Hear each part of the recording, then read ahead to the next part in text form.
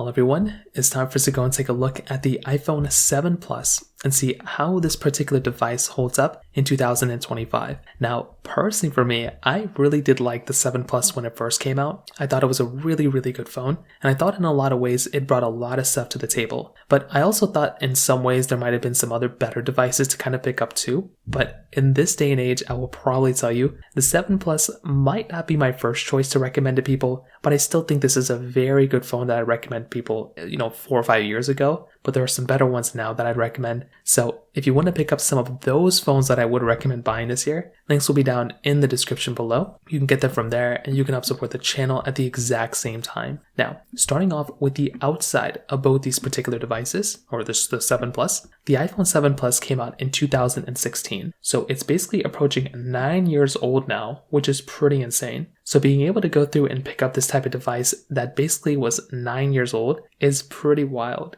Next year's turning 10 and I can't even believe that. And I do remember when this phone initially came out and it was a really good phone, right? I really enjoyed the way it looked. It looked pretty good. Didn't really have too many complaints there either. So I do think that right there was kind of a cool thing going on for this type of device. But there are some other really, really big things to keep in mind here too. Number one, this device on the front side, 5.5-inch Retina IPS LCD panel. It's a little bit of an outdated panel as you can probably imagine. It's really not going to look that great anymore. And that is kind of what's going to end up happening if you're going to go through and pick up this type of device, right? Like this type of phone is already pretty much outdated by the time you buy it. So you're just going to have to kind of keep that in mind. Also, there's a lot of bezel around this display too. So that can be kind of a downside if you're planning on buying this phone too. On the bottom, you're getting a Lightning port, which still looks good. I don't have too many complaints there with Lightning, but again, USB Type-C is definitely better. You're also still maintaining things like this aluminum back and aluminum sides. Now, the thing going on for this particular phone was that if you were going to go through and pick up a device, it was actually very, very nice to be able to go through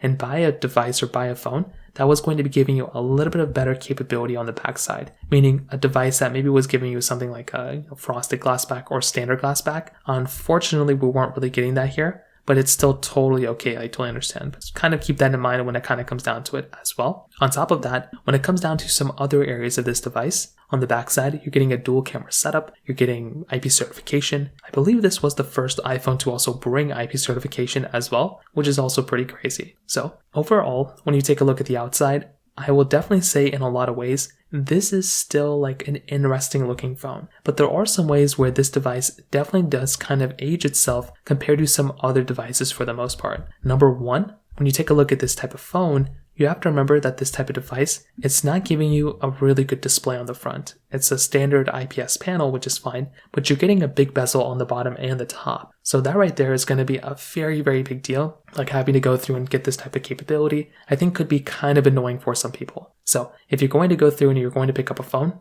it can be sometimes annoying for you if you have to go through and get a device like this that's going to be giving you big bezels on the top and the bottom. Number two, you're getting a USB Type-C port on the bottom of this phone. It might be better off if you were to get a phone that wasn't giving you USB Type-C. So that right there could be another problem that you might run into as well.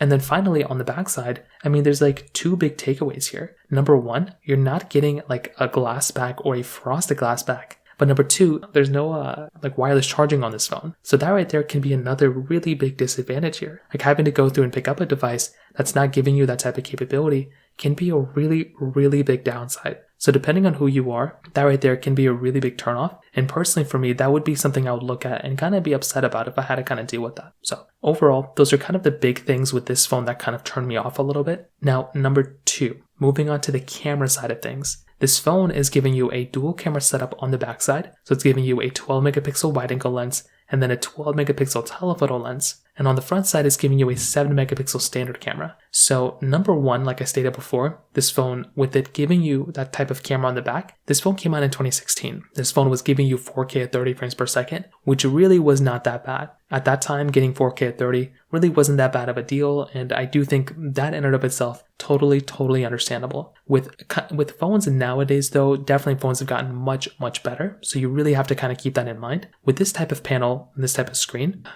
type of camera, this phone is giving you basically 4K at 30 on the back, but only 1080p at 30 on the front. Majority of phones nowadays are giving you 1080p at 60 frames per second, at least on the front side. This one was giving you 1080p at 30, and most of them are giving you 4K at 60 on the front side nowadays. So this phone, realistically speaking, in a lot of different ways, is kind of missing out on a lot of different things. So if you're going to pick up a device, you're really going to feel like you're missing out on a lot of things here, just based on this phone, just in and of itself kind of giving you those types of issues. So it's not the biggest deal in the world, it's not like a massive problem, but that could be something kind of annoying if you're having to deal with that within this type of device. So, in my personal opinion, it's not the biggest deal in the world, but that could be something that you might experience there. And that right there could be a very annoying thing kind of having to deal with a camera that really isn't that great. So, again, not the biggest deal in the world, but again, it could be something that you might end up kind of dealing with for the most part. Now, on top of that, another very big thing to keep in mind here too is with software longevity. The iPhone 7 Plus is already done getting software updates,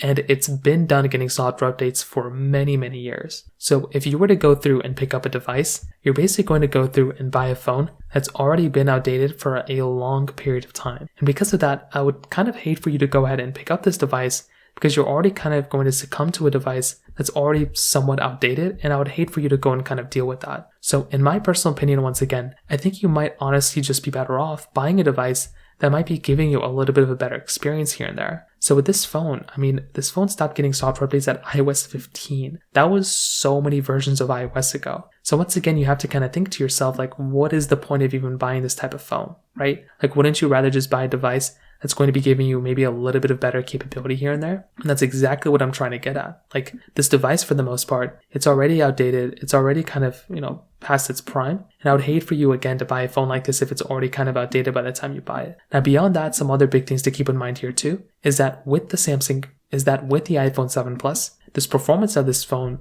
also is not really that great anymore either. It's going to be giving you the Apple A10 Fusion chip inside of it with 3 gigabytes of RAM. So not like a terrible amount of RAM to have inside of a device like this. Thing's really not terrible from that side, but you're also still going to be able to get things like, it's still going to be okay for the most part. Like if you're going to go through and pick up a phone, like this thing really is not that terrible. And I think that is kind of a nice thing going on for this type of phone. Like you're going to be able to go through, buy a phone like this and have to, have it last for quite a bit of time. I do think this is kind of a nice thing going on here. If you're going to go through and pick up a phone, I think that right there is a kind of a nice thing going on for it. But again, it's not really like a perfect phone from the performance side either. And you can definitely tell this phone has aged itself when it comes down to the performance side as well. So overall, to kind of sum up this whole entire comparison, the biggest thing I can definitely tell you in my personal opinion is that the iPhone 7 Plus, I really don't think is worth buying in really any capacity anymore. I think you are significantly better off buying a device that is going to not only still be supported with software, but also has like good performance, has good